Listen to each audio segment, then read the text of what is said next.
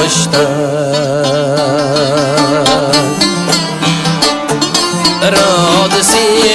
gelmez Yaxşı durmuş kuruşda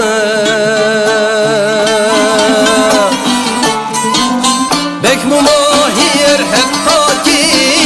Yar gönlünü ilişte Yarlı sadık emrah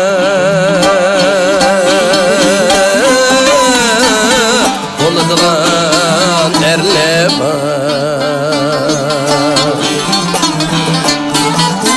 Bek mahir hatta ki Yar gönlünü ilişte Yarlı sadık emrah Oladılan erlema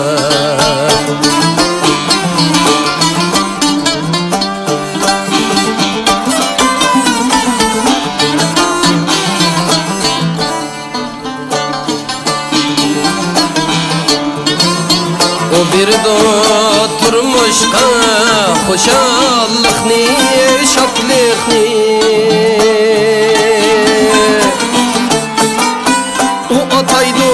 hayatta Güzellikni, paklıkni